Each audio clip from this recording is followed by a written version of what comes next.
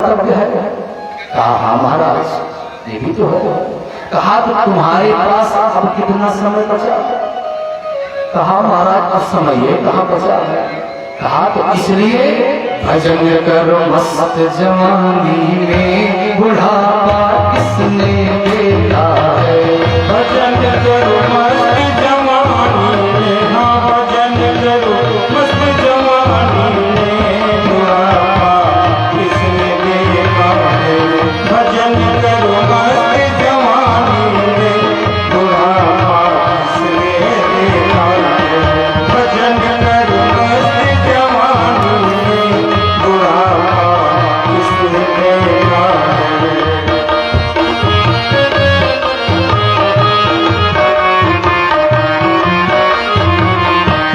आँख से अंधे हो जाओगे, आँख से अंधे हो जाओगे, आँख दर्शन को तरसेंगे।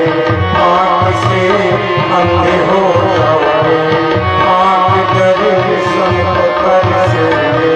दर्शन करो, दर्शन करो, दर्शन करो मस्त जवानी में, बुढ़ापा किसने देखा है। भजन करो मस्त जवानी में, बुढ़ापा किसने देखा है।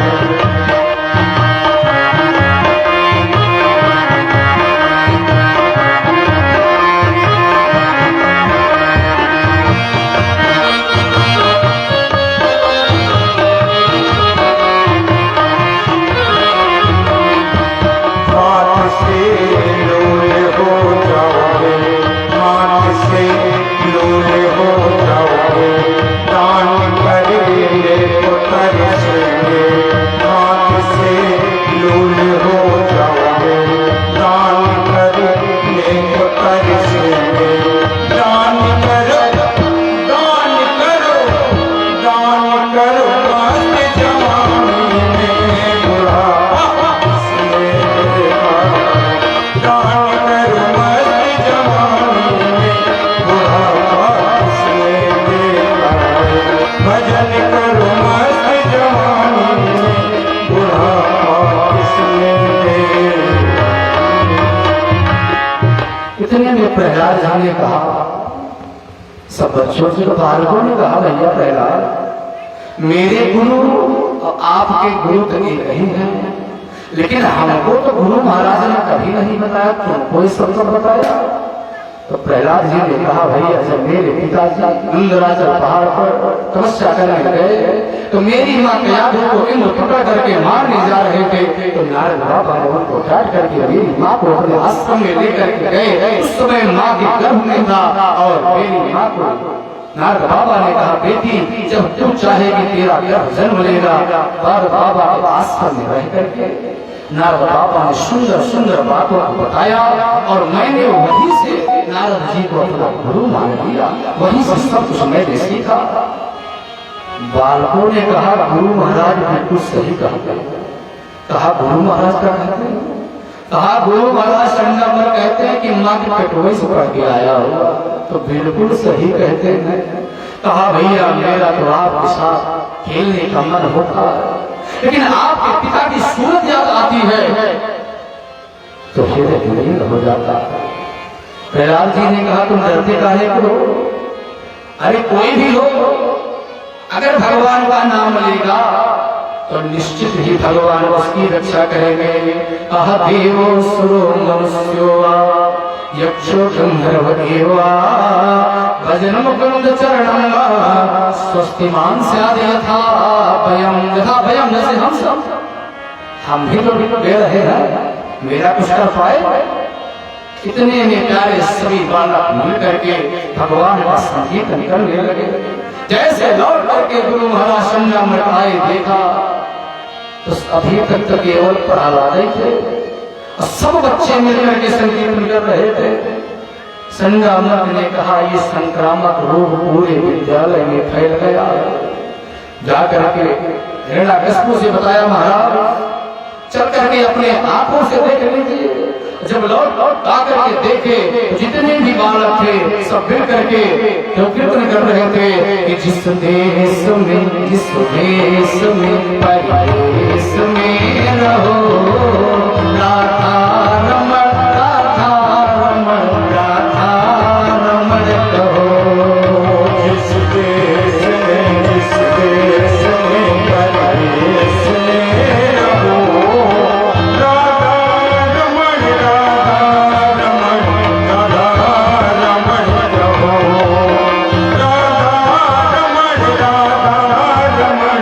राधा रमण कहो। जिस धाम में जिस काम में जिस नाम में रहो राधा रमण कहो।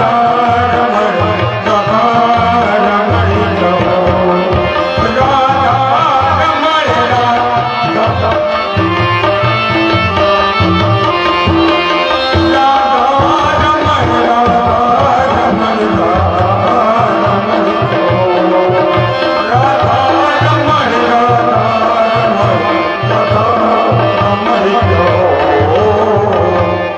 जैसे हिरण्यकश्यप को देखा तो प्रहलाद जी के पीछे की तरफ से आया तो जो बालक सिर पे हाथ रखे थे वो सिर ही पे रखे रह गए, जो कमर में रखे थे वो कमर ही पे रखे रह गए। प्रहलाद जी की तरफ इशारा किया, महाराज देख रहे हो? कहा चिंता मत करो, मैं हूं। इतने में हिरण्यकश्यप ने कहा, ए दुर्विनी, ये बलात्म बोल, तो किसके बल पर किस प्रकार से बोल रहा? मुझको तो ब्रह्मा जी ने वरदान दिया है, आज मेरे कोप से तुमको बचाने वाला कोई नहीं है, और किसके बल पे बोल रहा? प्रहलाद जी ने इतना सुंदर उत्तर दिया। व्यास जी ने क्या लिखा कि न केवलम में भवतस्य राजन, न केवलम में भवतस्य राजन, सवै बलम बलिनां चापयेषां अपरावरे स्थिर जंगमाये ब्रह्मादयो येन वसं प्रणीता। कहा तुमको ब्रह्मा जी का वरदान प्राप्त है, ब्रह्मा जी के बल पे बोल रहे हो, और जो ब्रह्मा को भी वर प्रदान करने वाले हैं मैं उनके बल पे बोल रहा हूं। न केवलम में भवतस्य राजन, केवल मुझमें ही नहीं, सवै बलम बलिनां चापयेषां, उन्हीं के बल से सर्वशाली है, अगर कहीं उन्होंने अपनी शक्ति को खींच लिया तो सब स्थिर हो जाएगा। प्यारे भगवान राम ने धनुष का खंडन किया और परशुराम जी और ज्यादा क्रोधित हो रहे हैं, लक्ष्मण जी और ज्यादा उठा रहे हैं कि तो जब ही तोड़ी गई गाय तो हम महाराज बहुत सी धनुष तोड़ा, आपको क्रोधित नहीं हुई, कैसे मारने के लिए धनुष उठा रहे हैं, जो गतिमान है वो जड़ हो गए। परशुराम जी ने सोचा कहीं पूर्ण ब्रह्म परमात्मा तो नहीं है, फिर भी लक्ष्मण जी ने समझाया कि यह धनुष तोड़ने वाला भी कोई दास आपका ही होगा। धनुष तोड़ने वाला भी कोई दास आपका ही होगा। धनुष तोड़ने वाला भी कोई दास आपका ही होगा। परशुराम जी ने कहा, महाराज मुझको शंका है, अगर इसी धनुष पर प्रत्यंचा चढ़ा दो तो मेरी शंका दूर हो जाए। जो गतिमान था हाथ जुड़ हो गया, धनुष स्वतः भगवान के हाथ में चली गई। परशुराम जी ने कहा, मैं पहचान गया, वही पूर्ण ब्रह्म हो, तो सबको बल प्रदान करने वाले हैं। आज प्रहलाद जी ने कहा यही नहीं, कहा परावरे में स्थिर जंगमाये, स्थिर जंगम जो कुछ भी है सब उसी के बल से बलशाली है। अब तुम अपने आप को त्रैलोक का विजेता मानते हो? जिसने काम, क्रोध, लोभ, मोह, मात्सर्य, अहंकार जैसे दुर्गुणों पर कभी विजय नहीं पाई, वो त्रैलोक का विजेता क्या हो सकता? इतने में कृष्ण और क्रोधित हुआ, कहा बोल तेरा भगवान कहाँ? कहा जगत के कण कण में भगवान, जगत के कण कण में भगवान, जगत के कण कण में भगवान वर्णन करके कभी न थकते जिनके वेद पुराण जगत के कण कण में भगवान जगत के कण कण में भगवान। हिरण्यकशिपु ने कहा तेरा परमात्मा इस खंडे में भी है? कहा बिल्कुल है। और जैसे गदा को लेकर के प्रहार किया प्यारे नरसिंह भगवान प्रकट हो गए। ये नरसिंह भगवान ने जैसे नरसिंह भगवान के स्वरूप को देखा हिरण्यकशिपु ने सोचा कि ऐसी सृष्टि तो जीवन में पहले कभी देखा नहीं किया हो, लेकिन फिर सोचा कि उसको तो ब्रह्मा जी का वरदान प्राप्त है। काल तलवार संभालने लगा। ठीक दोपहर के 12 बजे पैदा हुए नरसिंह भगवान। ढाल तलवार संभालने लगे। युद्ध प्रारंभ हो गया। देवता विचार कर रहे महाराज लीला मत करिए, गोधूली बेला में राक्षसों का फल पड़ जाएगा। जैसे गोधूली बेला हुई हिरण्यकशिपु को पकड़ करके तेली पे जंघे पर जैसे पटका। हिरण्यकशिपु ने कहा महाराज गिर गया हूं तो क्या हो, मरने वाला नहीं हूं। कहा क्यों? कहा ब्रह्मा ने प्रदान दिया है। कहा क्या दिया है? कहा ना भीतर मरूंगा न बाहर। कहा बेटा ये देहली पर बैठे हो ना इसकी गणना भीतर होती है न बाहर। कहा औरों वरदान है। कहा कौन सा? कहा ना मैं ऊपर मरूंगा न नीचे। कहा बेटा तू मेरे जंघे पर है ना ऊपर है न नीचे है। कहा ना अस्त्र से मरूंगा न शस्त्र से। कहा मेरे पास ना अस्त्र है ना शस्त्र है और मेरा नाखून ही तेरे लिए पर्याप्त है, इसी से मैं तेरे हृदय को दृढ़ कर दूंगा। कहा महाराज न दिन में मरूंगा न रात में। कहा बेटा ये गोधूली बेला है, इसकी गणना ना तो दिन में होती है और न रात होती है। कहा ना मैं मनुष्य से मरूंगा न जानवर से। कहा तो देख रहे हो मैं कौन सी सृष्टि हूँ। कहा महाराज जीवन में पहली बार देख रहा हूँ, ऐसी सृष्टि दिखवा नहीं किया कभी। कहा अभी एक वरदान और है। कहा ब्रह्मा के द्वारा बनाई गई किसी सृष्टि से नहीं मरूंगा। कहा ब्रह्मा को मैं बनाता हूं, ब्रह्मा मुझको नहीं बनाते।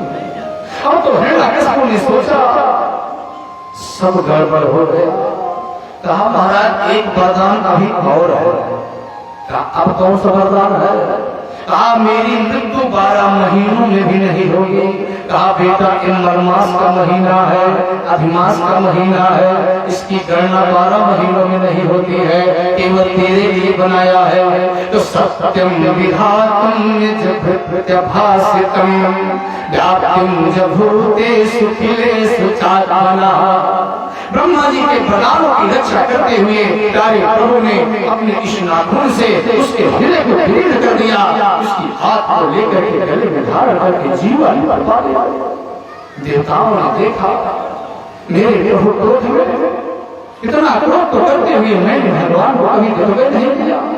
इतने में ब्रह्मा जी हंस पर सवार होकर के आए, स्तुति करने लगे कि नमो अनंताय दुर्गसक्तये विचित्र वीर्याय पवित्र कर्मणे। जैसे कृष्ण भगवान ने हुंकार भरा हंस भागता हुआ नजर आया।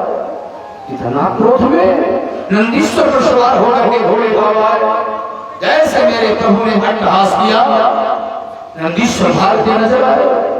यक्षों ने आया, गंधर्व आए, सब अपना अपना परिचय दे रहे हैं, लेकिन भोले बाबा पीछे नहीं चले। लेकिन नरसिंह भगवान का क्रोध शांत नहीं हो रहा। तो देवताओं ने कहा कि कुछ लोग होते हैं पत्नी की बात बहुत मानते हैं, तो हो सकता है लक्ष्मी जी को बुला लीजिए, वहीं से मान ले। भाग करके देवता गए माता जी आज पिताजी इतना सुंदर स्वरूप बनाए हैं कि मैं सोच रहा हूँ चल के आपको दर्शन कर लो। जैसे मैया लक्ष्मी जी सुंदर वस्त्र आभूषण पहन करके आरती की थाली सजा करके आई और नरसिंह भगवान ने प्यारे जैसे अट्टहास किया, मैया लक्ष्मी जी थाली फेंक करके साड़ी पकड़ करके भागती नजर आई। मैया लक्ष्मी ने कहा मेरे स्वामी इतना क्रोध करते हैं, आज तक मैंने इतना क्रोध अवगय नहीं किया। भगवान ने कहा जल्दी क्रोध में अवगय नहीं करता हूँ, अब क्रोध में आता हूँ जल्दी शांत नहीं होता। देवता सब चिंतित हैं मेरे प्रभु का क्रोध शांत कैसे हो। इतने में देवताओं की दृष्टि प्रहलाद जी के ऊपर पड़ी कि जिसके कारण मेरे प्रभु ने इस स्वरूप धारण किया। उनकी तरफ देखा तो प्यारे प्रहलाद जी भगवान के मुखमंडल की तरफ देख रहे थे। नरसिंह भगवान क्रोध से आंखें लाल जीवा लपटा रहे हैं। प्रहलाद जी जाकर के सीधे चरणों में लेट गए। स्वपाद मूले पतितं कमर्भगं, स्वपाद मूले पतितं कमर्भगं, विलोक्य देवा कृपया विरृता, उत्थाय दक्षिणकराम्बुजं। जैसे देखा अपने चरणों में प्रहलाद जी को गिरे हुए मेरे प्रभु ने दोनों हाथों से प्रहलाद जी को उठाया, जैसे नवजात गाय अपने बछड़े को जीवा से चाटती है। नरसिंह भगवान के आंखों से सुपात हो रहा है, जीवा से प्रहलाद जी को काट रहे हैं, आंखों से सुपात कर रहे हैं। बेटा इतने कोमल अंगों पर स्पर्श करने में भी भीतर लग रहा है और इस पर इस दुष्ट ने इतना अत्याचार किया। ऐसी पहली घटना है इसने मेरा नाम लिया हो, इतना कष्ट पाया हो। 42 श्लोकों में प्रहलाद जी ने भगवान की सुंदर स्तुति किया कि ब्रह्मा दया सुरगणा मुनयो सिद्धा सप्तैक नाम पतयो वचसाम प्रवाहे। का ब्रह्मा रुद्र आदि देवता आए आपको मनाने के लिए, लेकिन आप नहीं माने। मुझ असुर बालक के ऊपर इतनी बड़ी कृपा किया, मेरे ऊपर प्रसन्न हो गए। लेकिन महाराज एक बात जान लीजिए, भगवान ने कहा क्या? कहा मैं आपसे डरता भी नहीं हूं। भगवान ने कहा क्यों? कहा अगर आप शेर हो तो मैं शेर का बच्चा हूं, और शेर का बच्चा कभी शेर से डरता नहीं है। भगवान ने कहा बेटा कुछ मांगो। कहा महाराज आपको पाने के बाद कुछ मांगने की इच्छा नहीं होती है। आपको जब पा जाओ तो कुछ मांगने की इच्छा रह ही नहीं जाती है। गुड्डू तिवारी सोच रहे हमको मौका मिलता है पूरा ब्रह्मांड ही मांग लेते। प्रहलाद जी से कहा नहीं बेटा कुछ मांग लो, अगर मांगोगे तो मुझको प्रसन्नता होगी। कहा अगर महाराज देना ही चाहते हो तो ऐसा वरदान दे दो कि मेरे मन में मांगने की कामना है। कहा बेटा जाकर के पिता की गद्दी पर राज्य कर, एक मनवंतर परिजन, इसके बाद मेरा नित्य पार्षद बन जा। कहा महाराज जब दे ही रहे हो तो एक कृपा और दीजिए, क्योंकि तुम नाम नरका त्रायते पुत्रा, जो पिता को पतन से बचा ले वही पुत्र कहने का अधिकारी है।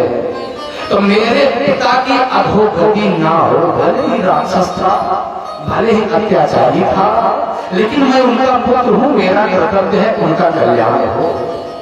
तो भगवान ने कहा बेटा जिसके कुल में तेरा जैसा पुत्र उत्पन्न हो जाता है उसके 21 पीढ़ियों को तार देता हूं। इन्होंने तो मेरे जंघे पर प्राणों का परित्याग किया, इनकी अधोगति कैसे हो सकती है? जाओ पिता का अंतिम संस्कार करो। इसके बाद चले गए तो सुखदेव जी महाराज राजा परीक्षित से कहते हैं तो भैया बताओ अब भगवान अंदर से कैसे नहीं दिए। इसके बाद सारे वर्णाश्रम धर्म का निरूपण किया, ब्राह्मण क्षत्रिय वैश्य शूद्र 4 वर्णों को बताया और सबको 21 सूत्र दिया। सदा चरणे नियुक्ता। तो ब्राह्मणों ने जब इसको सुना तो सदा चरणे नियुक्ता, सदैव आचरण करो, सत्य का आचरण करो ऐसा माना। क्षत्रियों ने इसको सुना तो सदा चरणे नियुक्ता, सदा युद्ध भूमि में रहो, रक्षा करते रहो ऐसा माना। जो वैश्यों ने सुना तो सदा चरणे विचरणे नियुक्ता, आते जाते रहो, व्यापार करते रहो ऐसा माना। जब शूद्रों ने सुना तो सदा चरणे नियुक्ता, सदैव सेवा करते रहो ऐसा माना। इस प्रकार से कल्याण किया। इसके बाद प्यारे गजेंद्र वंश की कथा आती है कि कूट नाम के पर्वत पर एक गजेंद्र रहता था और अपनी पत्नियों बच्चों के साथ। एक गजेंद्र क्यों है ये जीव, हमें आप गजेंद्र है।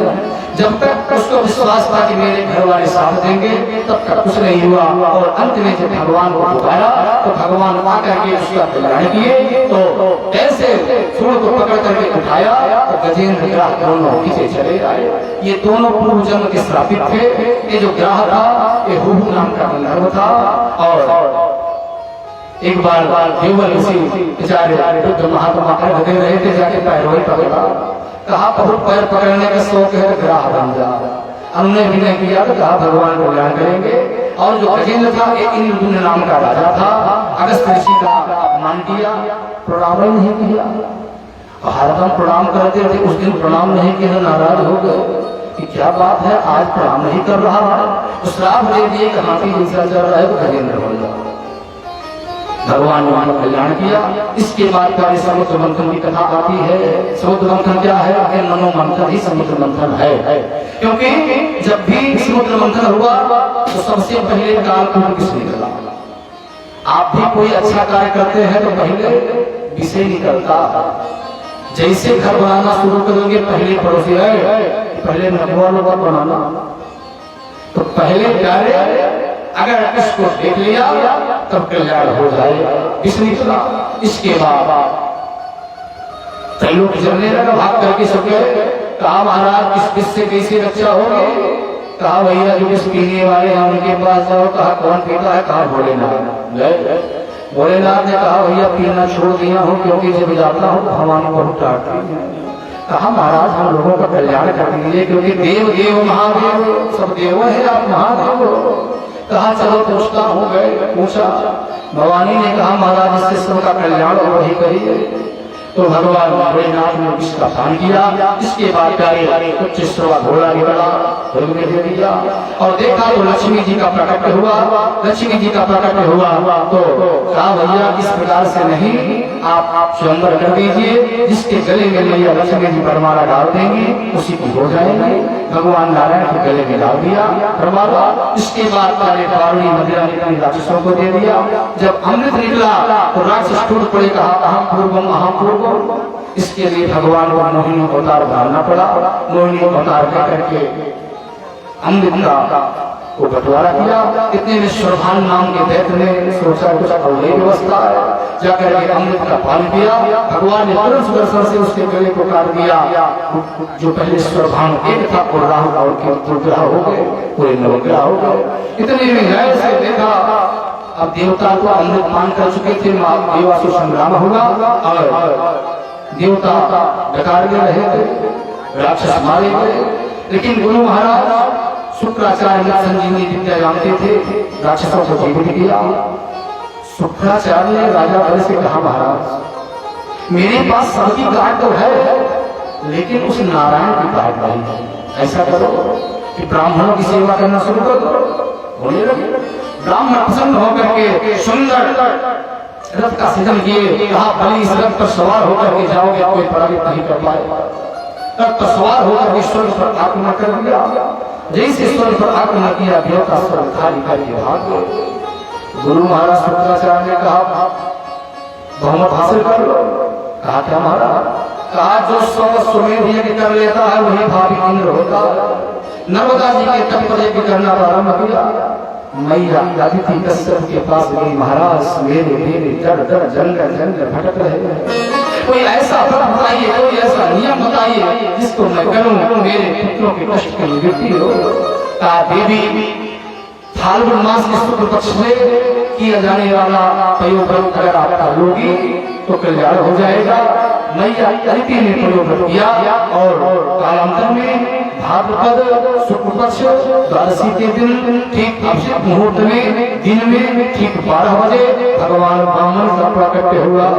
जैसे ब्राह्मण का प्राकट्य हुआ सभी देवता देखने के लिए आए और सरस्वती मैया ने रुद्राक्ष की माला भेंट किया, आकाश में छत्र भेंट किया, ब्रह्मा जी ने मंडल भेंट किया, गुरु महाराज बृहस्पति ने गायत्री मंत्र की दीक्षा दिया, यज्ञोपवीत संस्कार कराया, अदिति मैया ने लंगोटी पहनाई और अन्नपूर्णा मैया ने दीक्षा दिया। और जितना दीक्षा पाए सब ले जाकर के गुरु महाराज बृहस्पति को दे दिया। गुरु महाराज बृहस्पति ने कहा भैया इतनी दीक्षा क्या करूंगा? कहा महाराज तो और क्या चाहते हो? कहा मुझको त्रैलोक्य की संपदा चाहिए। कहा त्रैलोक्य की संपदा देगा? कहा त्रिलोक विजयी एक ही है, केवल राजा बन। आज राजा बन के जहाँ वामन भगवान ब्राह्मण मंगल का रूप बना करके भिक्षा देने के लिए चले। जैसे राजा बल ने नर्मदा नदी के तट पर चल रहा था, देखा वामन भगवान के स्वरूप को मोहित हो गया, उठ करके आगे आया, कहा अद्य नह पितरस पिता अद्य मेरे पापिते कुले। कहा महाराज आज मेरे पिता पितृ हो गए, आज मेरा पितृ हो गया, इसमें आपका दर्शन हुआ। कहा भैया तुम्हारे कुल में हिरण्याकशिपु ने जैसे ध्वजा फहराई हुई थी वैसे तुम्हारी ध्वजा फहरा रही है। कहा महाराज सब आप ही का तो आशीर्वाद है, बोलिए क्या चाहिए? अगर धन लेने की इच्छा हो तो धन दे दो, अगर विवाह न हुआ हो तो आप एक जैसी गौरी कन्या भी ढूंढ दूंगा, महाराज व्यवस्था हो जाए, बताइए। वामन भगवान ने कहा बलि जैसे सुना था तुम तो उससे भी आगे आ गए, लेकिन जानता हूं कि तुम बिना दिए रह नहीं पाओ, धीरे धीरे फंसा रहे हैं भगवान। लेकिन मैं ऐसा ब्राह्मण हूं कि आवश्यकता से अधिक लेवे नहीं करता। कहा महाराज को बताइए क्या चाहिए? कहा केवल 3 पग भूमि। बलि ने कहा जैसे शरीरिया बौनी है वैसे बुद्धियों बौनी लग रही है आपको महाराज। अरे राजा फिर के दरबार में आए हो, जो एक बार मानता है दोबारा मानने की आवश्यकता नहीं पड़ेगी। कहा जो ब्राह्मण आवश्यकता से अधिक वस्तुओं का सृजन करता है उसका विनाश हो जाता है। केवल 3 पग भूमि ही चाहिए हमको। कहा महाराज जाके कहा पढ़ो। वामन भगवान ने कहा देखो संकल्प चाहे दान छोटा हो चाहे बड़ा हो, लेकिन बिना संकल्प के दान पूर्ण नहीं होता, इसलिए संकल्प करो। राजा बने कहा महाराज जो सुनेगा यही कहेगा देखो 3 पग भूमि के लिए संकल्प किया, कहा नहीं बिना संकल्प के दान नहीं होगा। इतने गुरु महाराज शंकराचार्य ने सोचा कि आखिर ये है कौन बहुत संकल्प के जोड़ दे रहा है। जैसे प्यारे ध्यान लगाया भगवान का स्वरूप दिखाई पड़ गया। कहा ऐसे वही रोचने साक्षात भगवान कृष्ण गया कश्यपा जाता देवा नाम का साधक। कहा वैरोचन के पुत्र अर्थात बलि न ये बामन है न ये तिरपन है, ये बामन तिरपन नहीं है। कहा तो महाराज कहा अदिति और कश्यप के गर्भ से पैदा हुए भगवान विष्णु हैं और देवताओं का कार्य बनाने के लिए पैदा हुए। ये चाहेंगे तो एक ही पग में पूरा ब्रह्मांड ही माप लेंगे, मना कर। राजा बल ने कहा महाराज आपने ही तो सिखाया है कि किसी को वचन दो तो उसको पूर्ण करो। और फिर वैसे भी अगर ये बामन है तो 3 पग लेकर चले जाएंगे, अगर ये विष्णु है ये मेरा सौभाग्य होगा कि जगत को देने वाला आज मेरे सामने भिखारी बनकर के खड़ा है। तो कि देने वाले का हाथ ऊपर होता है, लेने वाले का हाथ नीचे होता है, ये मेरा सौभाग्य होगा महाराज। राजा बलि ने जब इस प्रकार से कहा तो गुरु महाराज शंकराचार्य ने कहा मैं पहले ही बताया था कि मेरी बात मानते रहो तो कल्याण होगा, सुधर जाओ। कहा महाराज संकल्प 3 प्रकार का होता है, मनसा वाचा कर्मणा। मन में आया मैंने कह दिया तो 2/3 हिस्सा संकल्प कर ही चुका, केवल कर्मणा बाकी है। कहा कुछ स्थानों पर झूठ बोलने का पाप कम लगता है, लगता तो है ये झूठ बोलोगे तो पाप लंबा करेगा। कहा कहा महाराज? कहा स्त्री सुंदर विवाहे जा विद्यार्थे प्राण संकटे गो ब्राह्मणार्थे हिंसाया नाम कंसा जुगुप्सितम। अगर पत्नी कह दे कि अगर आज मेरी सोने की अंगूठी नहीं आई तो भोजनों नहीं मिलेगा, कह दो कि कल तुम्हारा अंगूठी बनेगी भोजनों तो मिल जाएगा, दोष नहीं लगेगा। किसी कन्या का विवाह हो रहा हो दोष नहीं लगेगा, किसी गाय की हत्या होने से बच जाती है तो दोष नहीं लगेगा। शुक्राचार्य जी श्राप भी करके चले गए।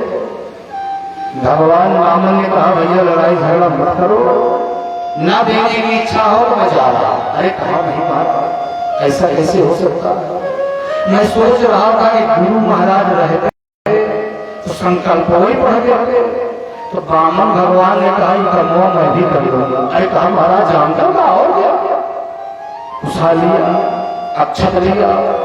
अक्षत माने जो चावल टूटा हुआ ना छता अक्षता, किनकी नहीं कुछ लिया, अक्षत लिया।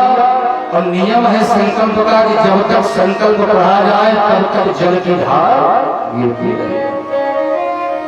क्योंकि शादी विवाह में आप देखते हैं पानी ग्रहण होता है तो जो वृद्ध है कहते हैं भैया जल की धार टूटनी नहीं चाहिए, नहीं तो संकल्प पूर्ण नहीं होगा। राजा बने ने पात्र लिया। अब गुरु महाराज शुक्राचार्य ने सोचा कि 52 अंगुल बन के आया है, चिल्लोड़ा को फंसा देगा पक्का। पात्र वही में जाके बैठ गए, जला गिर नहीं करेगा, संकल्प पूरे नहीं होगा। तो भगवान ने कहा भैया क्या बात है, जला गिर नहीं रहा? कहा हाँ हमको लग रहा है पीतल का बर्तन बहुत कम लोग प्रयोग करते हैं, तो काफी दिन से रखा होगा, कुछ जम गया होगा। तो प्यारे ये देव है, देव क्रिया करना है सामने से संकल्प करो, पितृ क्रिया करना है इधर से और इस क्रिया इधर से। तो कहा भैया थोड़ा सा देव के लिए कुशा डोले को और लेकर सीधा किया। शुक्राचार्य जी महाराज की बाई आंख फूट गए, निकल करके आए। कहा महाराज ये क्या किया? भगवान ने कहा इसमें क्या कर रहे हो महाराज? कहा शुक्राचार्य जी एक आंख तो तुम्हारी बड़ी सुंदर है कि मैं छिप करके आया था फिर भी पहचान लिया, अब दूसरी आंख में मोतिया बिंद हो गई थी, तो मैंने सोचा कि ऑपरेशन करना ही पड़ेगा, तो ऑपरेशन कर दिया। क्योंकि कोई दान कर रहा है, कोई पुण्य कर रहा है, तो उसको मना करना नहीं चाहिए। और आजकल यही गड़बड़ी लोग करते हैं, हर कार्य के लिए नहीं मना करना। और जब दान पुण्य करना होगा, ब्राह्मण देवता बिटिया का विवाह रात भर कराते, रात भर जागते, और सुबह जब विवाह की कराई की बात आएगी तो कन्या का पिता देना चाहता है भैया ब्राह्मण देवता रात भर जागे हैं, मांगलिक मंत्र का उच्चारण किए हैं, तो 5100 रुपया दे ही दो। तो जो फूफा है कहते हैं अरे पागल हो, 2100 बहुत अब बताओ। डीजे वाले वाले पैसा तुमने कभी कम कराया? लाइट वाले से कम कराया? तो ब्राह्मण देवता का दक्षिणा कम कराने के लिए पैदा हुए। ऐसा करने वाले का जो जन्म होता है वो रकम कटा ही रहेगा। कभी भी दान देने में रोकना नहीं चाहिए। अगर कोई दान दे रहा है तो गड़बड़ी कर रहे हो, कहा इसीलिए यही अखिया में गड़बड़ी थी, मैंने ऑपरेशन कर दिया। अब जैसे संकल्प पढ़ने लगे, संकल्प पढ़ते पढ़ते भगवान ब्राह्मण का विराट स्वरूप हो गया। राजा बड़े ने कहा महाराज ये तो बेईमानी है। कहा क्यों? कहा जब मांगना हो तो नाती आए और मापने के लिए बाबा को बुला बुलाए। भगवान ने कहा भैया संकल्प वही पढ़ते पढ़ते शरीरिया बढ़ गई तो मैं क्या करूं? कहा चलिए मापता हूं। एक पैर उठाया और एक पैर में अतल वितल सुतल तलातल रसातल पाताल लोग माप लिया। दूसरा पैर उठाया, भू भुआ स्वा जना तथा महासत्यलोक और सत्यलोक में ब्रह्मांड में छिप चलती हुई भगवान का कमल आ गया। उनकी चिन्मयी धारा निकली, ब्रह्मा जी ने कमंडल में ले लिया और उस कमंडल से स्वर्ग में आकर के इसके 4 भाग हो गए, सीता, अलकनंदा, चक्षु और भद्रा। ये अलकनंदा नाम की धारा हिमालय पर्वत पर आकर गिरी और वो मुख से होती हुई पूरे भारत में गंगा जी के रूप में सबका कल्याण करने लगी। भगवान ने राजा बल से कहा तुमने संकल्प 3 पक्का किया, अब 2 पग मापा हो, बंधने के लिए तैयार हो जाओ। आदेश दिया और जैसे बल के रक्षक मारने के लिए दौड़े, कहा शांत रहो, गुरु महाराज पहले चले गए हैं, और 3 पंख संकल्प किया हो तू ये दे पाया हो, मारने जा रहा है। कहा महाराज कुछ कहने का अवसर मिलेगा, कहा बोलो। कहा महाराज धन बड़ा होता है कि धनवान? कहा भैया होता धनवान। कहा तो अभी तक आपने मेरी संपत्ति को मापा है, तो पदम द्वितीयम गुरु शीर्ष में निजम, तीसरा चरण मेरे सिर पर रखिए। इतने में बल की पत्नी विंध्यावली मिली। कहा महाराज क्या नाम जो हो रही है? कहा तुम्हारे पति यही गान कर रहे हैं। कहा को विश्वा इनकी है कि गाने कर रहे हैं? कहा तो किसकी है?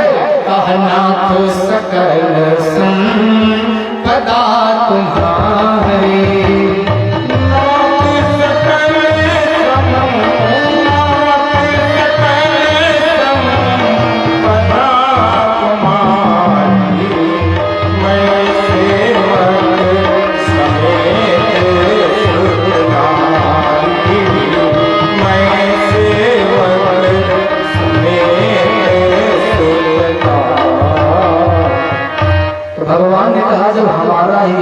नापने की क्या जरूरत है?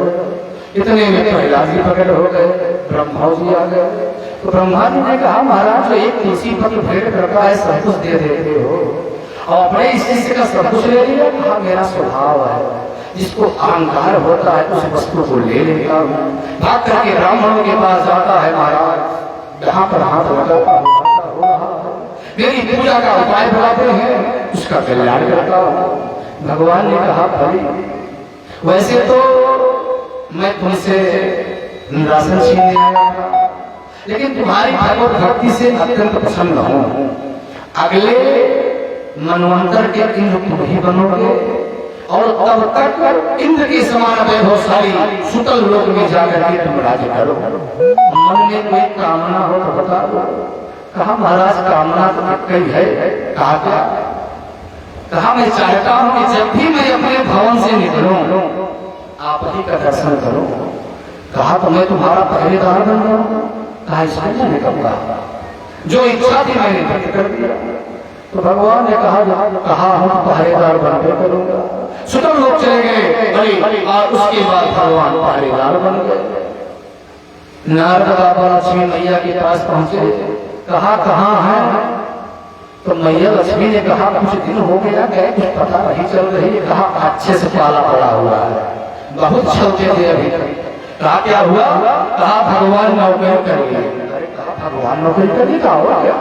कहा इनकी ड्यूटी परमानेंट हो गई है, 24 घंटा है, रविवार छुट्टी नहीं। कहा इस तरह की ड्यूटी करने की जरूरत है? अरे कहा आवश्यकता पड़ गई करवे करेंगे।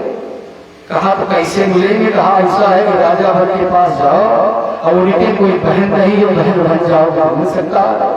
मैया लक्ष्मी जी राजा भर के दरबार में पहुंची। कहा भैया भैया, जैसे राजा बाहर निकला देखा, कहा बहन कौन हो? कहा मेरे कोई भाई नहीं है, मैं भाई के रोती हूँ। राजा भर ने कहा तुम मेरी बहन बन जाओ, मैं आपका भाई बन जाऊंगा। सावन मास की पूर्णिमा का दिन था। सुंदर हाथ में रक्षा सूत्र बांधा, राजा महाबला मैया लक्ष्मी जी ने कहा भैया जब भी आवश्यकता पड़ेगी मेरी मदद करो। कहा बहन तुम पागल हो क्या? अरे जब भी आवश्यकता पड़े बिल्कुल निसंकोच होकर के मेरे पास आना, ये बल का दरबार है। भैया लक्ष्मी ने कहा कि भैया मेरे राखी के बंधन को निभाना, भैया मेरे राखी के बंधन को निभाना, भैया मेरे राखी के बंधन को छोटी बहन को ना भुलाना, ना भुलाना, भैया मेरे राखी के बंधन को निभाना, भैया मेरे राखी के बंधन को निभाना। मैया लक्ष्मी जी ने कहा भैया जो मांगोगे दे दोगे? कहा बिल्कुल मांग के दे दो। कहा नहीं दे पाओ। अरे कहा बहन मांगो, दूंगा दूंगा दूंगा। कहा जो आपके पहरेदार बने हैं, नहीं तो मैं जाए। राजा आज बेहोश हो गया, मैंने सब कुछ त्याग करके इनको पाया था, आज इनको भी ले लिया। भगवान ने कहा बेटा चिंता मत करो, मैं तुम्हारा कल्याण करता रहूंगा। इसके बाद प्यारे मत्स्य अवतार की कथा आती है। राजा सतरथ को भगवान ने मत्स्य अवतार रूप में दर्शन दिया और जो उपदेश दिया वही हमारे बीच में मन स्मृति के रूप में उपस्थित हुआ। इसके बाद 9 स्कंद की कथा आती है। 9 स्कंद में 24 अध्याय है। 12 अध्याय में सूर्य वंश का, 12 अध्याय में चंद्र वंश का। सूर्य वंश में आए राम जी और चंद्र वंश में आए श्याम राम।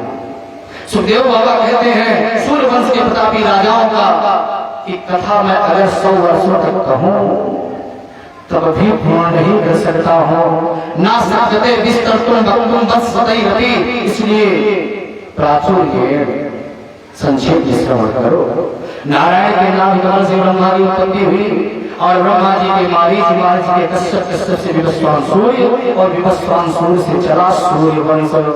विवस्वान सूर्य के साथ देव मन हुए, इनका विवाह श्रद्धा देवी के साथ हुआ। कोई संतान पानी नहीं हुई।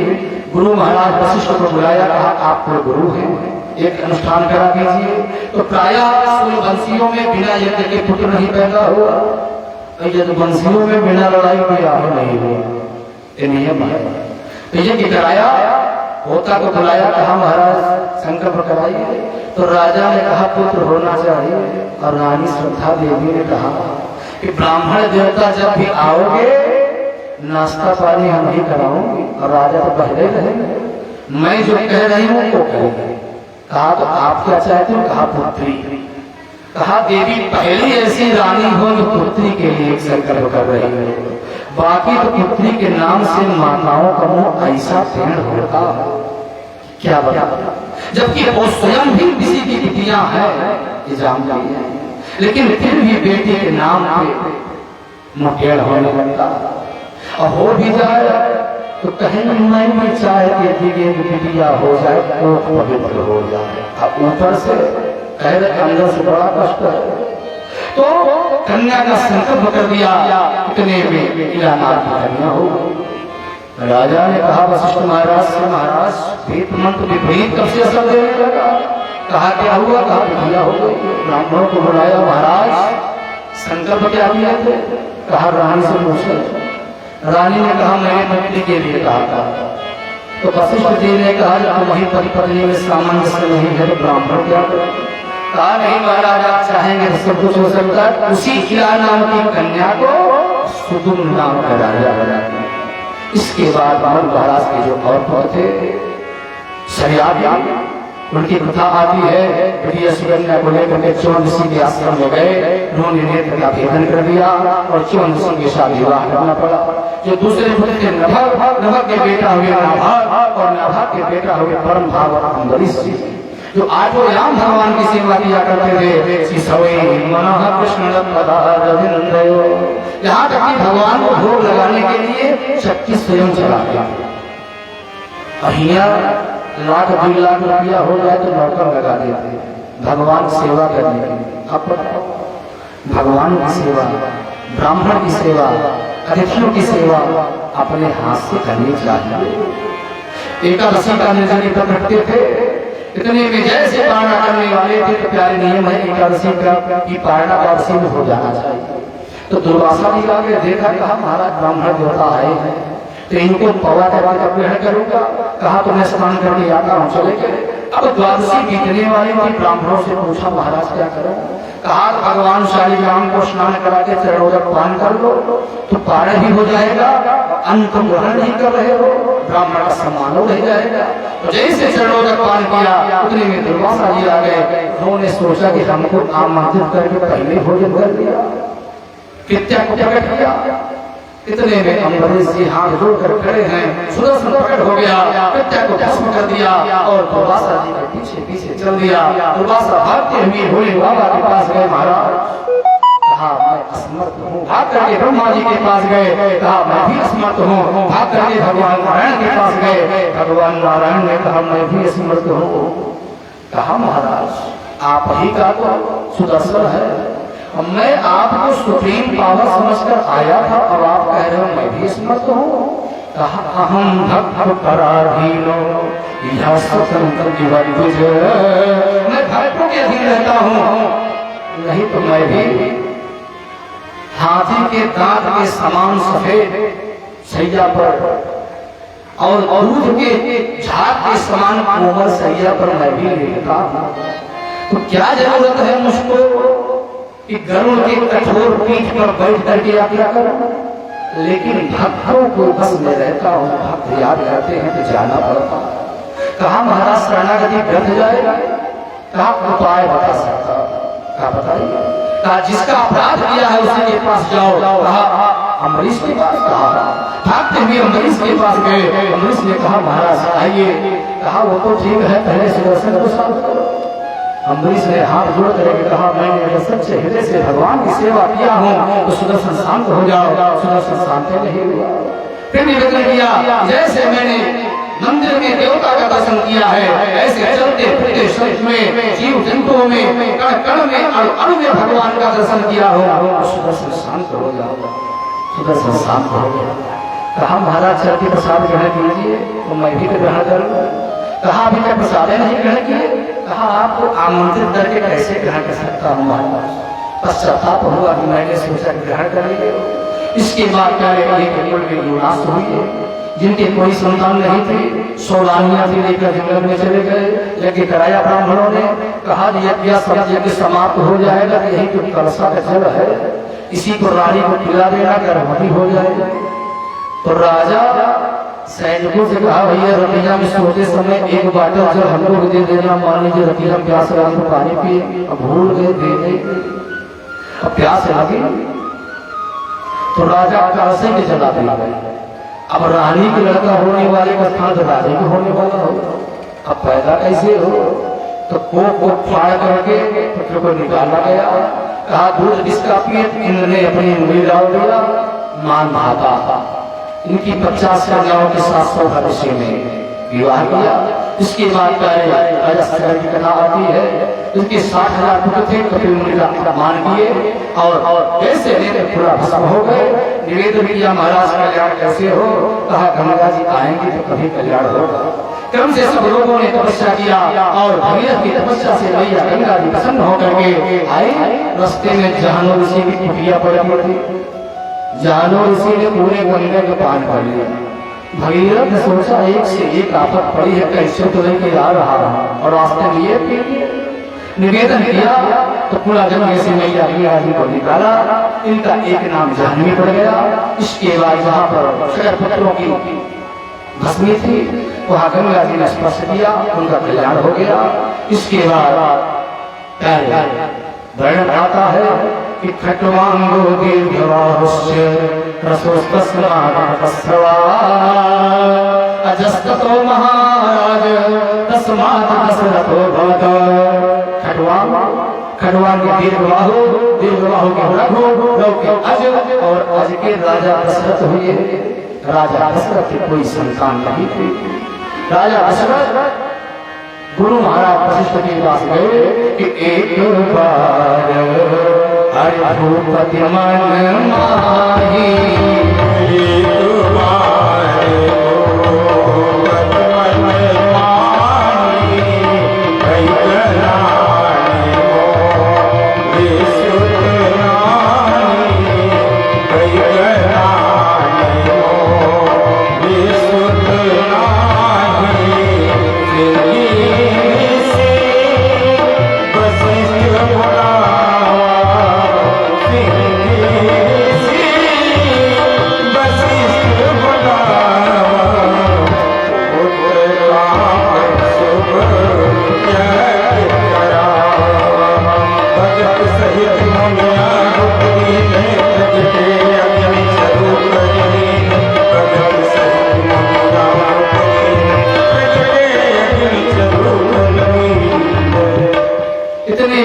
वशिष्ठ के पास गए।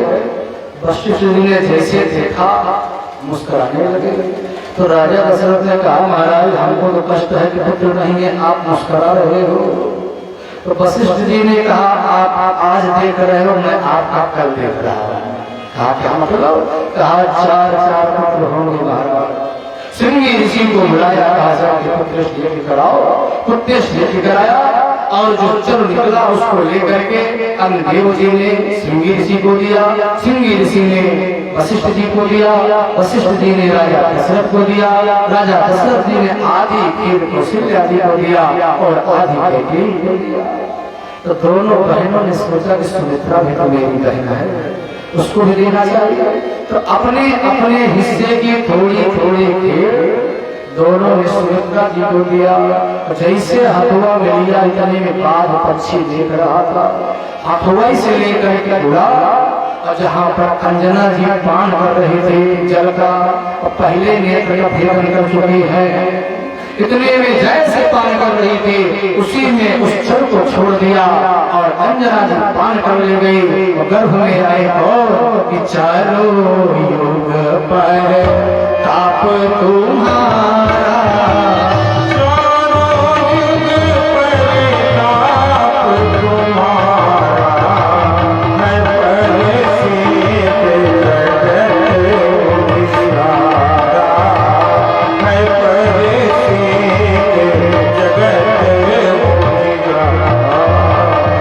उसके बाद पुनः अपने अपने हिस्से की धीरे धीरे दिया। प्यारे उस चल के प्रभाव से राजा दशरथ के यहाँ 4 पुत्रों का जन्म हुआ, राम लक्ष्मण भरत और शत्रुघ्न। इतने में विश्वामित्र जी आए, राजा दशरथ से कहा महाराज मैं यज्ञ नहीं करता रहा हूँ, अगर पुत्रों को दे देते तो मेरा यज्ञ पूर्ण हो जाता।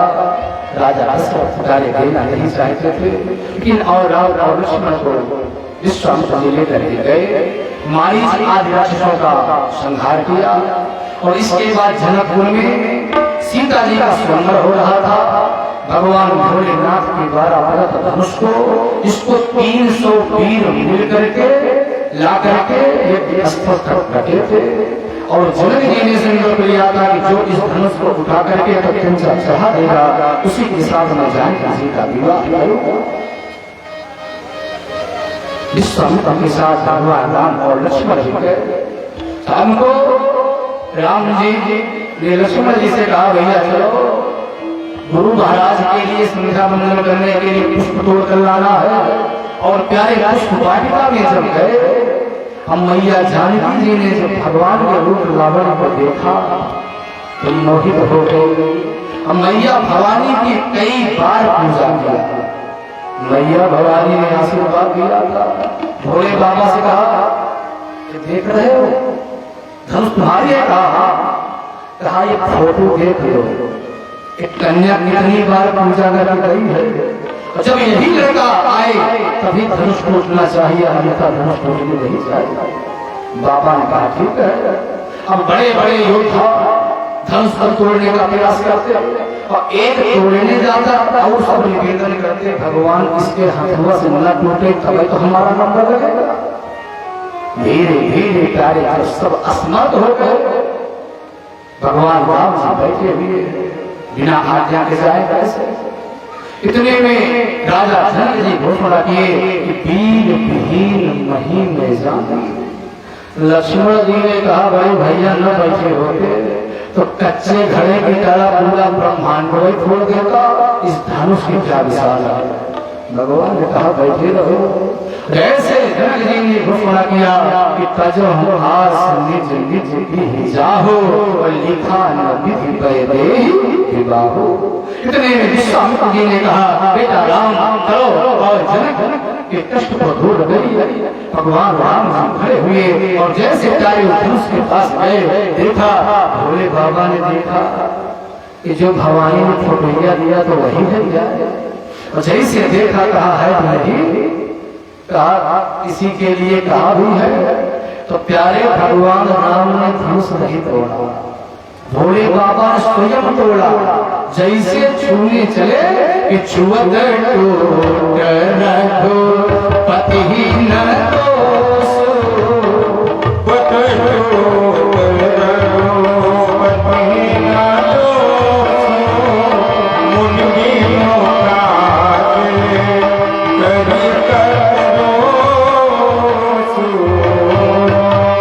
जैसे धनुष का खंडन किया।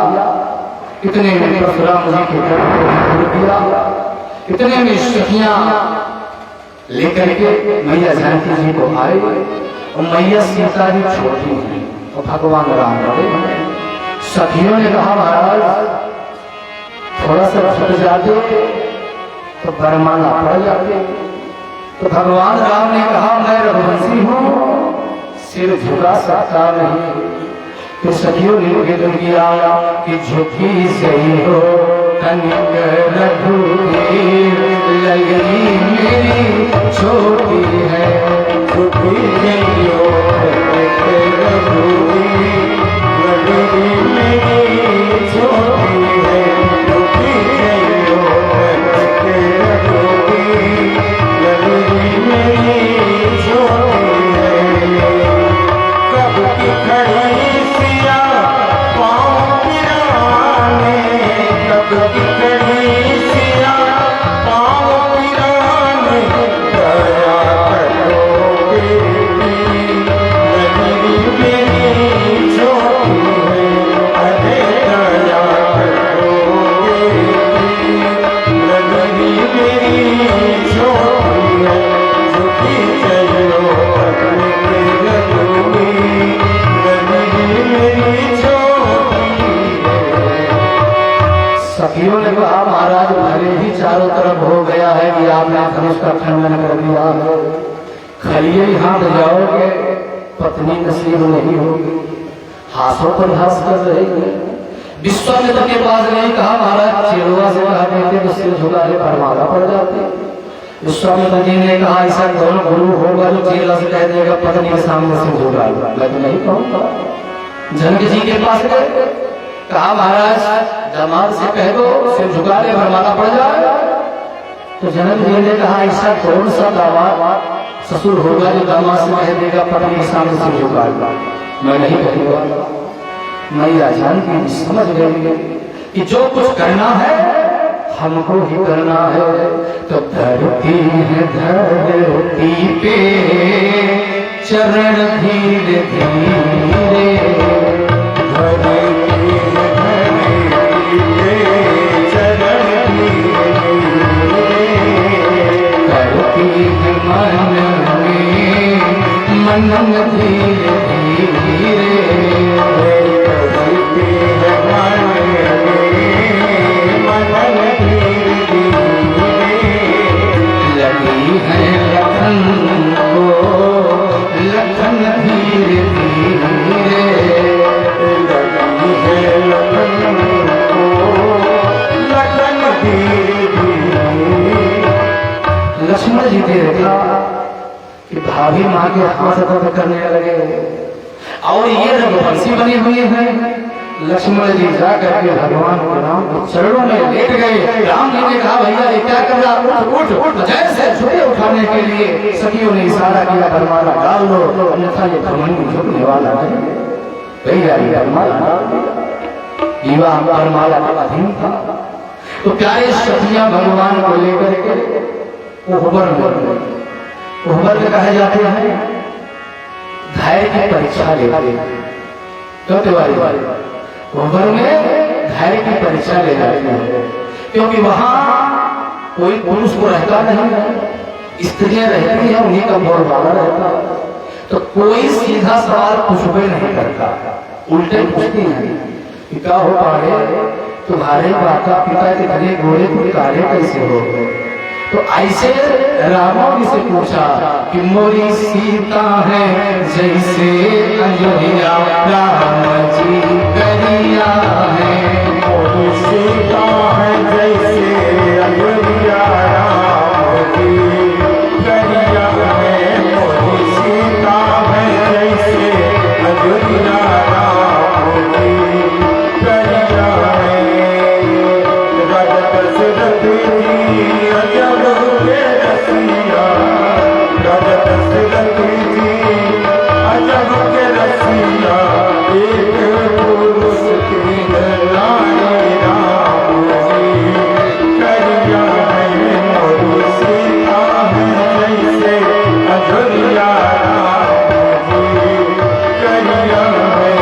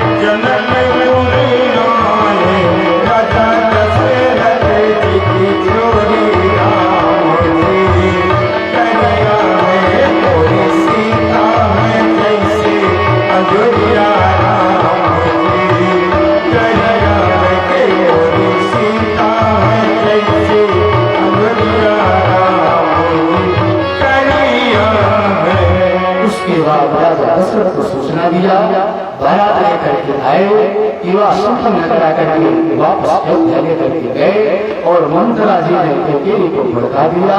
राजा दशरथ संप्रदाय महावीर राम को 14 वर्ष का वनवास भरत को राज कर दिए। भगवान राम पिता के वचन को सत्य करने के लिए मैया जानकी जी को और लक्ष्मण जी को लेकर के जंगल के लिए चले और रास्ते में परम सुंदरी मिले मौसम नारी समय पुरुषना मौसम नारी ये संजोगी लिखा बिचारी ये संजोगी लिखा बिचारी। भगवान को देख रही है, कह रही है तुम भी मेरे योग्य तो नहीं हो, लेकिन काम चल जाएगा। अब बताओ भगवानों कह रहे तो सूप न खा।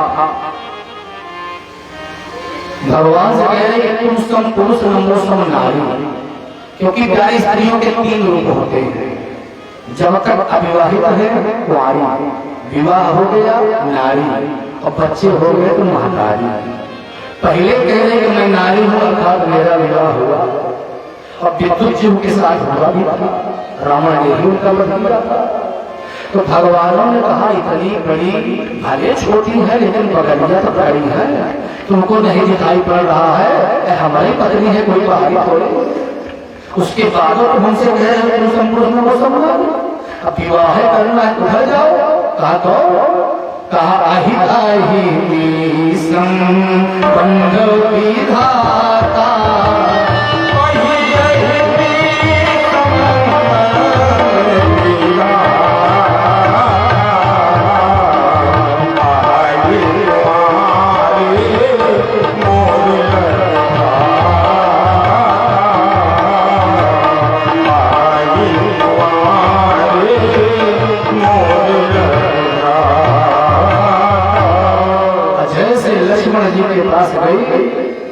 नाक कान काट जाकर के खरगोशा से बताई, कहा भैया 2 वनवासी आए हैं, एक ने मेरी नाक कान पर काट लिया। कहा न किए कटावे में पैदा हुई हो तो और किसी लिए पैदा हुई, चलो देवता आए।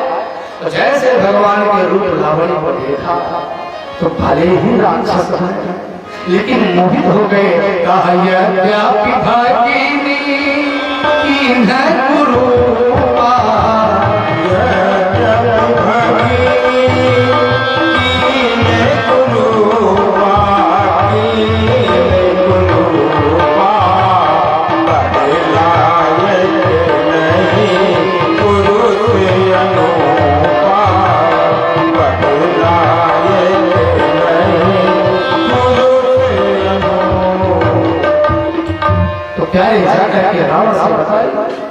रावण ने बाबा हमारी जी का तुमको सोने का कमरे बनना है। कहा बिल्कुल नहीं। कहा अगर नहीं बनोगे तो बिल्कुल मार डालूंगा। तो मारी ने सोचा कि जब मरना ही है तो इस दुष्ट के हाथ से मरने के स्थान भगवान के हाथ से ठीक है। सोने का कमरे बन करके गया और प्यारे मैया जानकी जी ने देखा भगवान राम से वही बोली मां सोच कि अगर वो सोना है तो मृग नहीं हो सकता और अगर मृग है तो सोना नहीं हो सकता, क्योंकि महाभारत में आया है कि असंभवं हि मृगस्य जन्म तथा विरामो लुलुहे मृगाय। सोने के हिरण का जन्म ही असंभव है और फिर भी भगवानों को नहीं। भगवान ने सोचा कि जानकी जी ने जीवन में आज तक मुझसे कुछ मांगा नहीं और पहली बार कह रहे हैं तो लाकर होगा। सोने के हिरण के लिए गए और इधर ब्राह्मण सन्यासी का वेश बना करके आया। मैया जानकी जी का पहाड़ करके लेके जाने लगा और जैसे जटायु ने देखा मारने का प्रयास किया, रावण ने तलवार से मारा, पंख टूट कर गिरा हुआ जटायु खड़ा रहा और जो लौट करके भगवान आए देखा मैया जानकी जी को नहीं पाया। तो ढूंढते हुए जब गए तो रास्ते में देख रहे जटायु उत्तम कर रहा है, रो रहा है, विलाप कर रहा है कि आवत भायम राज हमें, ताकत भायम राज हमें, ले जाई बरे अपना बारा खो, और क्या तनी जियारा भर के देख शिव देख बरे अपना बारा खो। भगवान लक्ष्मण जी से कहा देखो उत्तम कहाँ से आ रहा है, देखा तो जटायु उसी को गोद में ले, आंखों से सुर्खात हो रहा है। भगवान के आंसू को अंत में केवल घुमा रहे हैं, नहीं दे रहे हैं। यही आंसू गिर गया तो चोट लगी हुई है, खारा होता है, कष्ट होता है। बोलिए महाराज सर चाहते हो जीवित कर दो का बिल्कुल नहीं, आप पाने के बाद जिंदगी इच्छा नहीं होती है। उनको दशरथ को जो गति दिया था वही गति दिया, उसके बाद पुनः आगे बढ़े तो कैसे सुग्रीव ने देखा, हनुमान जी से कहा भैया लग रहा है बाली की भेजी हुई है क्या? कहा अगर बाली की भेजी हुई होंगे तो लड़ाई करोगे? कहा पागल हो, भाग जाऊंगा, जाओ पता करो विप्र का रूप भर जाओ। तो हनुमान जी बंदर है, अब विप्र का रूप बना करके आए। भगवान राम ने देखा कि हनुमान जी हो तुम बंदर, तो ऐसी स्थिति में मेरी पत्नी गायब हुई है, मेरी मदद करनी चाहिए, तुम भी प्रकार रूप बना के आगे हम भी तुम्हारी सेवा करेंगे। और भगवान राम से हनुमान जी महाराज जो विप्र का रूप बनाए हैं प्रश्न किया, कठिन भूमि कोमल पद कामी,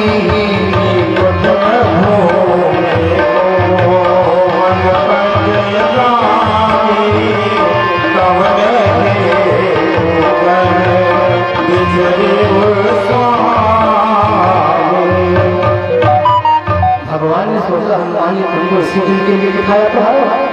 और हनुमान जी महाराज ने प्रश्न का शब्द से प्रारंभ किया, कठिन भूमि, और भगवान राम ने का शब्द से उत्तर दिया। हनुमान समझ गए कोई महान भी होती है। भगवान राम ने कहा कि कौशलेश दशरथ के जाए, कौशलेश दशरथ के जाए,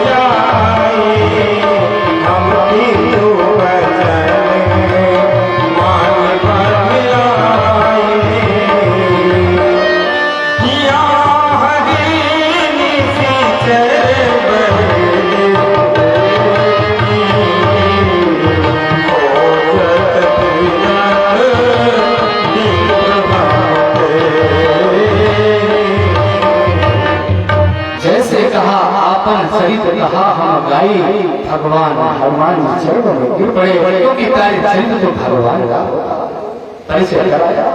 भगवान ने सोचा मित्र का कर्तव्य है पहले मित्र के कष्ट को दूर करे। कहा भैया सुग्रीव तुम्हारा कष्ट पहले दूर करो। कहा महाराज लड़ाई झगड़ा पड़ने से पहले तो बीमारी ये है कि अपने बल पौरुष को पहले माप लो। कहा क्या मतलब? कहा बाली को मारना आसान नहीं है, अगर बाल को मारना है तो इन 7 ताड़ के वृक्षों को जो एक बार में भाएगा, वो 7 ताड़ के वृक्षों को जो एक बार में जाएगा, जो 7 ताड़ के वृक्षों जो एक बार में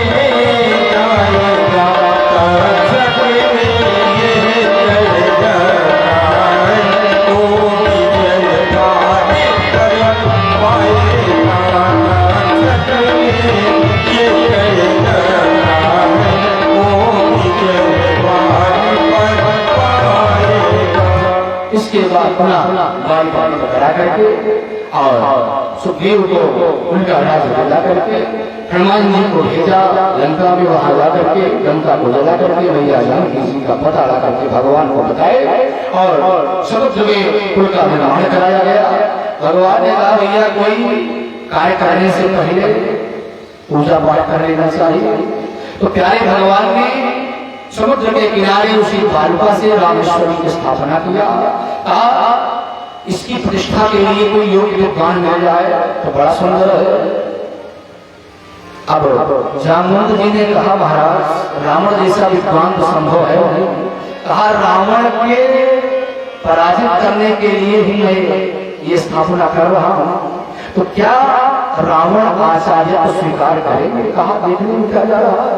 जामवंत जी गए, जैसे जामवंत जी को देखा रावण ने सम्मान किया। कहा महाराज तो वनवासी आए हुए हैं और उन्होंने शिवलिंग की स्थापना किया है, उसकी प्राण प्रतिष्ठा के लिए योग्य ब्राह्मण चाहते हैं। मैं जानता हूं कि आपसे योग्य कोई हो नहीं सकता है, तो क्या आप उनका आचार्य स्वीकार करेंगे? रावण ने कहा जैसा कि मैं जानता हूं कि क्या ये दोनों वनवासी राजा दशरथ के बेटे राम और लक्ष्मण हैं? कहा इनके स्थापना का उद्देश्य लंका विजय है। कहा लेकिन फिर भी मैं आचार्य हूँ, मैं ब्राह्मण हूँ, मेरा कर्तव्य है, मैं यज्ञ कराऊंगा। कहा महाराज मुहूर्त?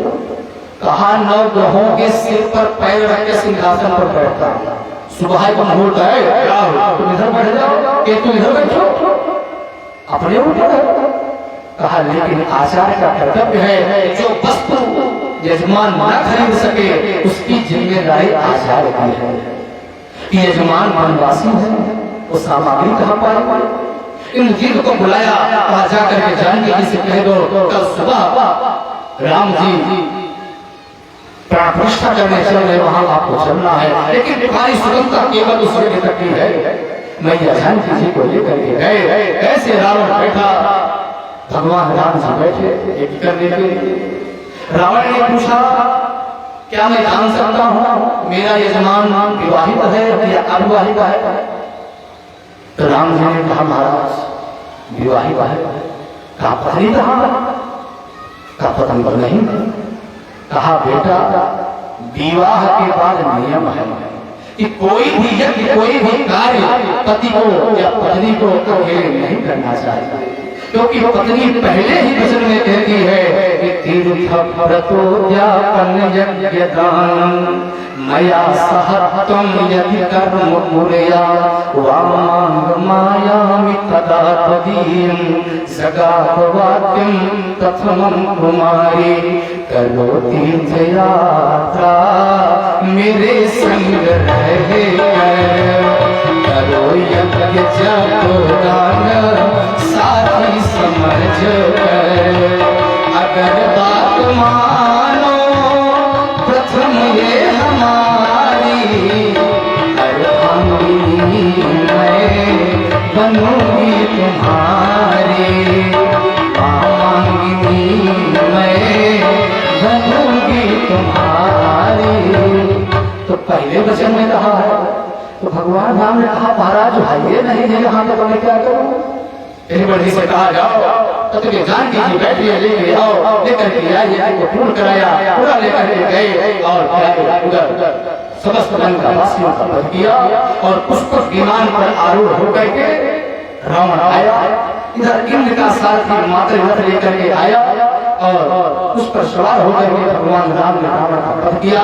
मंदोदरी आदि हानियां विलाप करने लगी, सबको समझाया। विभीषण जी को लंका का राजा बना दिया, एक कल की आयु दे दिया और मैया जानकी जी को अशोक वाटिका में बैठी हुई थी लेकर के आए और 14 वर्ष पूर्ण होने पर जाम्बवंत सुग्रीव हनुमान आदि सबकी सहायता से अयोध्या के लिए आए और सबसे पहले भरत जी जो नंदग्राम में रहते थे भगवान किया और भगवान राम अयोध्या गए। वहाँ पर वशिष्ठ जी को बुला करके उनका राज्याभिषेक किया और राम जी ने सोचा चल करके अपनी प्रजा का हाल देखो क्या स्थिति है। गए तो वहाँ पर जैसे पहुँच रहे हैं एक रजक अपनी पत्नी से कह रहा है मैं कोई राम थोड़ी हूँ कि पत्नी कहाँ से आए मैं स्वीकार कर लूंगा। भगवान राम ने सुना मैया जानकी जी का परित्याग किया। मैया जानकी जी गर्भवती थी, वाल्मीकि आश्रम में गई, वहीं पर लो और उसको जन्म दिया और प्यारे जब पुनः आने लगे भगवान ने कहा अग्नि परीक्षा के बिना स्वीकार नहीं करूंगा।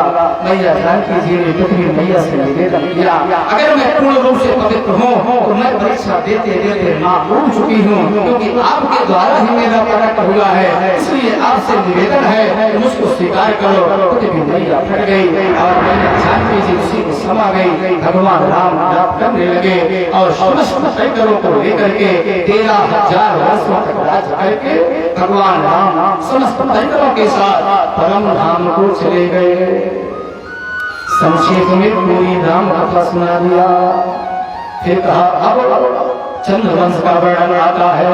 भगवान नारायण के नाम कमल से ब्रह्मा जी, ब्रह्मा से अत्रि, अत्रि के चंद्रमा, चंद्रमा से चला चंद्रवंश और चंद्रमा के बुध, बुध के पूर्वा, कुल के यदु और इन्हीं के अजगीर देव में सूरसेन आदि हुए।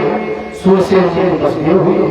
एक दिन दुष्ट कंस ने देखा कि मेरी छवि अत्यंत बिगड़ रही है और मैं अगर अपनी बहन देव की बिटिया के विवाह कर दूंगा, लेके जाके पहुंचाऊंगा, लोग कितने दयालु हैं।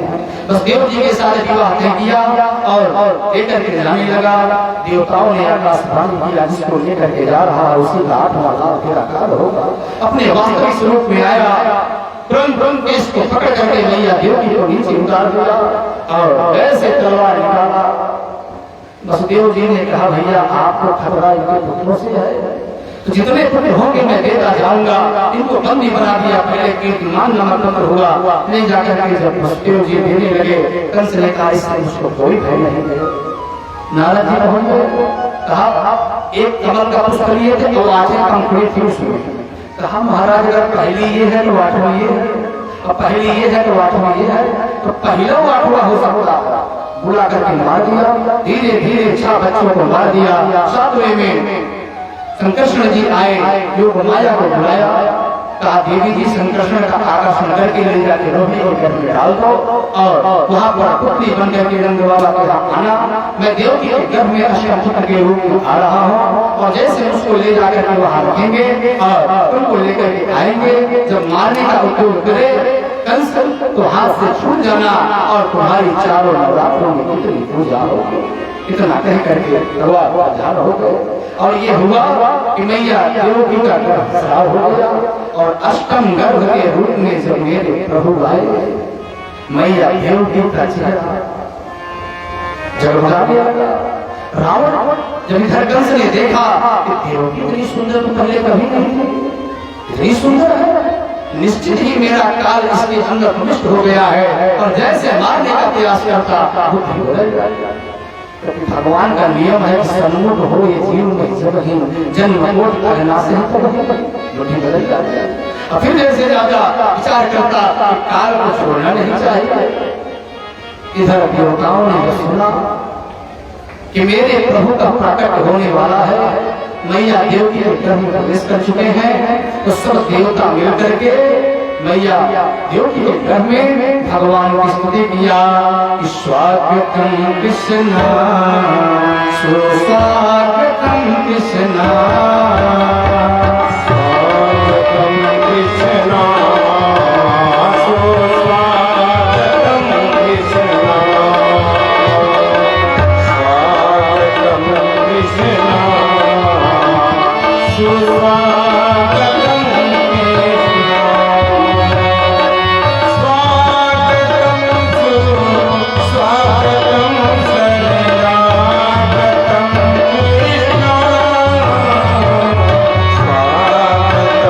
कृष्ण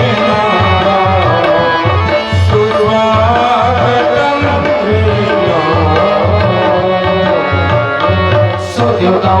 निवेदन किया कि मेरा छोटा सा संसार हरि आ जाओ एक बार। मेरा छोटा सा संसार हरि आ जाओ एक बार, मेरा छोटा संसार हरि आ जाओ एक बार। हरि आ जाओ, हरि आ जाओ, हरि आ जाओ, हरि आ जाओ, हरि आ जाओ, हरि आ जाओ,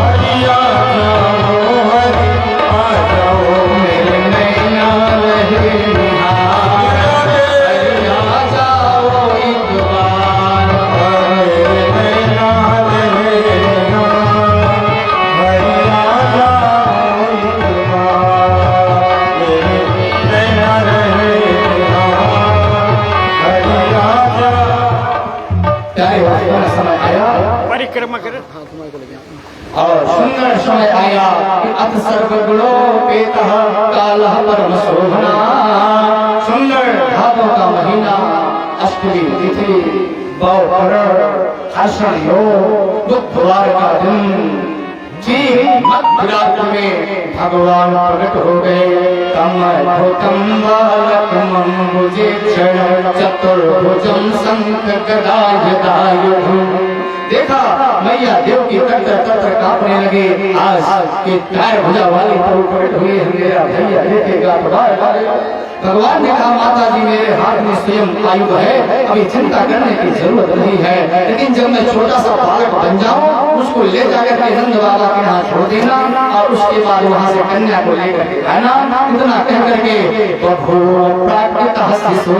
छोटे से बालक बन गए और इतने में वसुदेव जी महाराज भगवान को सूप में लेकर के चाहे गोकुल के लिए स्थान दिए। तो बंधुओं आज भगवान द्वारा कथा की कथा चली थी और अब यहीं पर वाणी को विराम दूंगा और कल ठीक 2 बजे से भगवान की लीला प्रारंभ होगी। बोलिए बाल कृष्णलाल की जय। नंद गया नंद भयो जय कन्हैया, नंद गया नंद भयो जय कन्हैया, जय कन्हैया हाथी घोड़ा जय कन्हैया हाथी घोड़ा। नंद गया नंद भयो जय कन्हैया, नंद गया नंद भयो जय कन्हैया।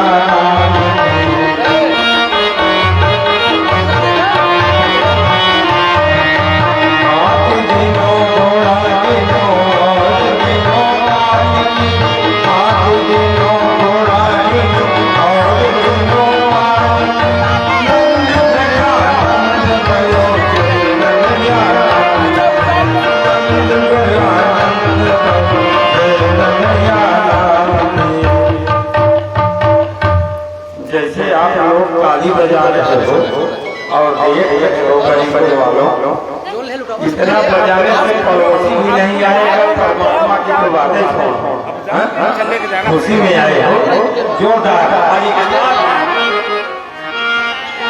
आज मैया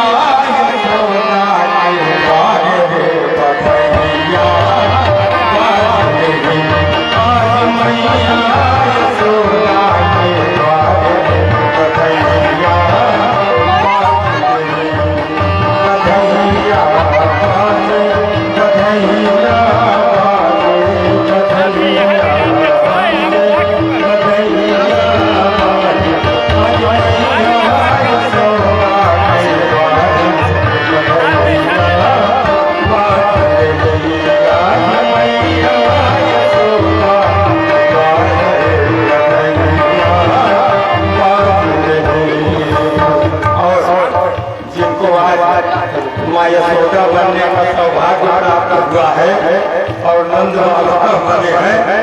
भैया कई लोग लेके आओ और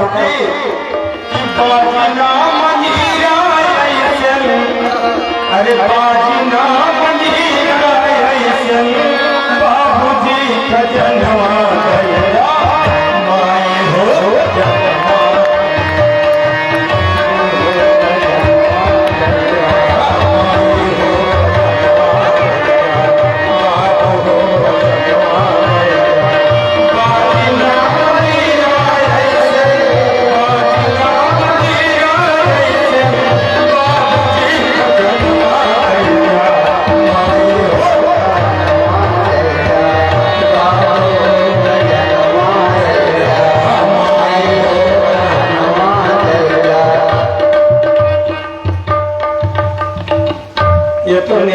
भैया सूखी बधैया नहीं बजेगी, तो इसलिए विलम्ब न करो, कई नोट लेके आओ कि आज मैया यशोदा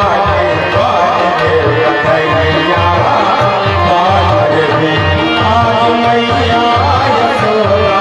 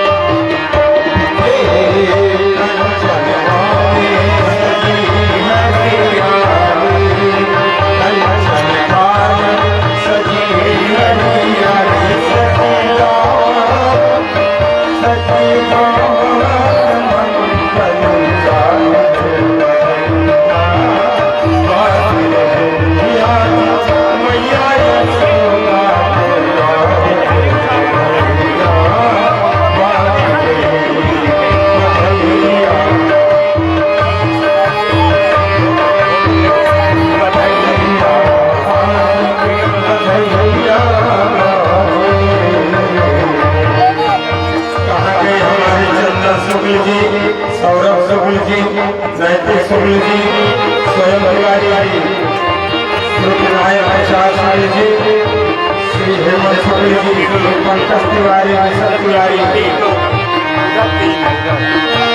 आज मैया यशोदा के बाज रे गैया, बाज रे।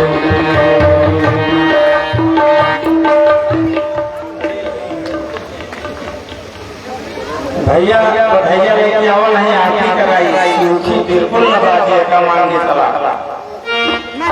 चलते रहो, चलते रहो। बड़े दरबार में कन्हैया बज रही है।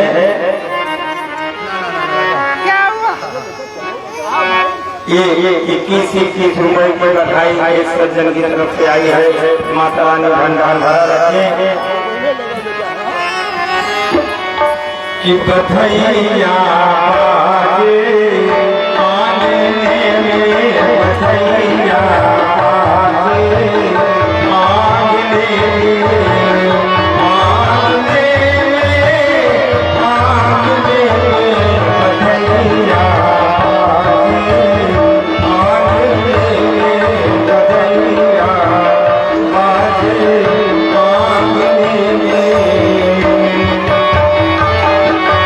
अभी तक बधाई नहीं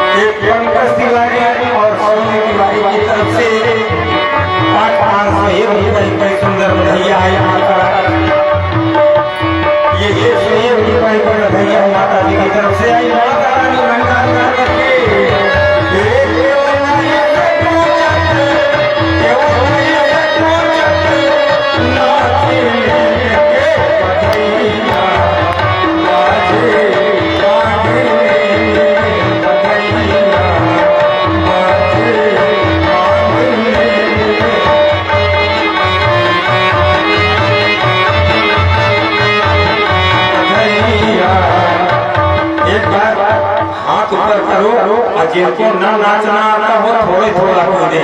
परमात्मा का अवतार हुआ है, उनके सामने नाचना अच्छी बात है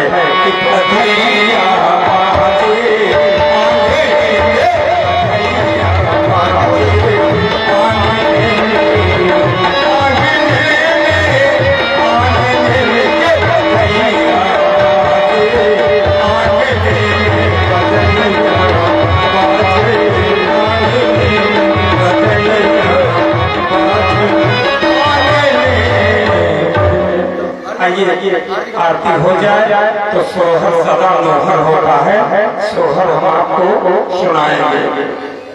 लेकिन पहले आरती हो जाए, जिनको दूर जाना है वो चले जाए।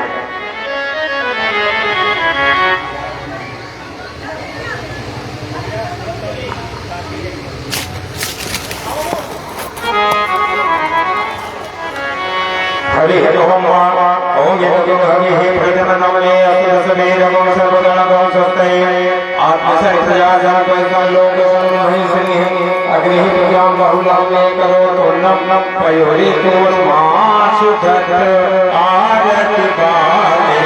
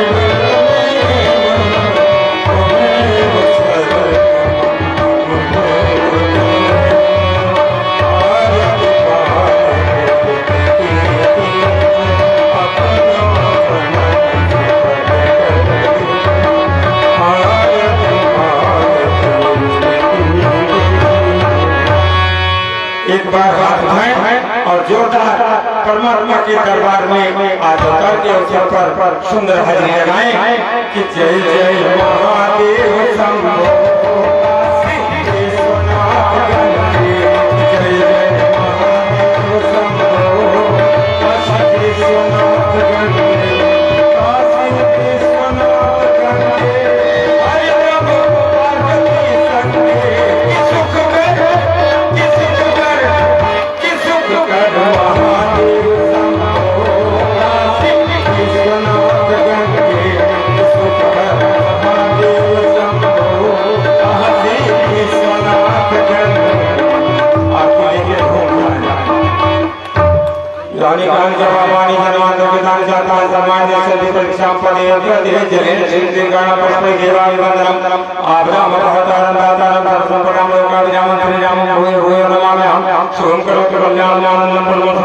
सर्वशत्रुविनाशाय ज्योतिर्नमोस्तुते आर्तिग्रहण अथ पुष्पांजलि भारे ओम जयमय जंत देव स्थानि धर्माणि प्रथमान्यासन्न तेन कं महिमानः सचन्त जत पूर्वे शात्याः सन्ति देवाः पुष्पांजलि अर्पण करो ग्रहण करो महाराज कृपा दृष्टि अवलोकिए चरण पड़े पीरा एक घड़ी आधी घड़ी आदि में पुनियाद तुलसी संगत साधु के कटे कोटि अपराध मंत्र भगवान जी गणेश भगवान के जोरदार जयकारा लगाए भैया बोलिए भागवत भगवान की कृष्ण लाल की कृष्ण देवी देवताओं की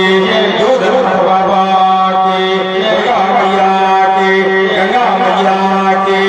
गुरु महाराज की व्यास महाराज की धर्म की अधर्म का प्राणियों में विश्व का गौ माता की सत्य सनातन धर्म की नमः पार्वती पतये हर हर महादेव। यजमान जी की बेहतरीन व्यवस्था है, आप लोग शांति से